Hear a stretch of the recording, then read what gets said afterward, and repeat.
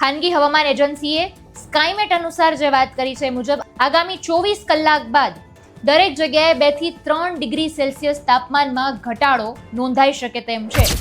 ગુજરાતમાં આબોહવાની મારે વાત કરવી છે. અત્યારે ગરમીનો પારો સતત વધી રહ્યો છે, તાપમાન ખૂબ વધી રહ્યું છે. બફારાની વચ્ચે લોકો શેકાઈ રહ્યા હોય આ રીતની પરિસ્થિતિ અને દ્રશ્યો સામે આવી રહ્યા છે. અમદાવાદની વાત કરીએ તો રાજ્યમાં અત્યારે સૌથી ધકતો જિલ્લો કોઈ બન્યો હોય તો એ અમદાવાદ છે.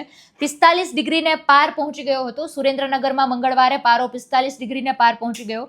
સતત બીજા દિવસે અમદાવાદમાં 43 ડિગ્રી જેટલું તાપમાન ત્યાં નોંધવામાં આવ્યું હતું. વીતેલા 24 કલાકની અંદર દક્ષિણ ગુજરાત અને સૌરાષ્ટ્ર કચ્છના કેટલાક ભાગોમાં મહત્તમ તાપમાનમાં ક્યાંક સામાન્ય ઘટાડો જોવા મળ્યો છે. આકરી ગરમી વચ્ચે નાગરિકો માટે હવે રાહતના સમાચાર આવ્યા છે, કારણ કે હવામાન વિભાગના પૂર્વાનુમાન અનુસાર આગામી 24 કલાક બાદ દરેક જગ્યાએ 2 થી 3 ડિગ્રી સેલ્સિયસ તાપમાનમાં ઘટાડો નોંધાઈ શકે તેમ છે. એટલે તાપમાનમાંથી થોડી રાહત લોકોને મળી શકે તેમ છે. 7 દિવસ દરમિયાન રાજ્યના જુદા જુદા વિસ્તારોમાં તાપમાનનો પારો 40 ડિગ્રી આસપાસ રહેવાની શક્યતા દેખાઈ રહી છે. આજે અમદાવાદની વાત કરીએ 43, ગાંધીનગર 43, સુરત 38, રાજકોટ પણ 43, વડોદરા 42, અમરેલી 42 અને ભુજમાં પણ 42, જ્યારે ડીસામાં પણ 42 મહત્તમ તાપમાન નોંધાયું છે.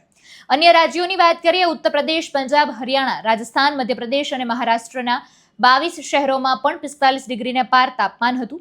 ખાનગી હવામાન એજન્સીએ સ્કાયમેટ અનુસાર જે વાત કરી છે મુજબ આખા મે મહિનામાં એમપીના ઘણા શહેરોમાં પણ 45 ડિગ્રી જેટલું તાપમાન રહ્યું છે. પણ અત્યારે એવા સમાચાર મળ્યા છે કે થોડી રાહત મળી શકે તેમ છે. 2 થી 3 ડિગ્રી તાપમાનમાં ઘટાડો નોંધાઈ શકે તેમ છે.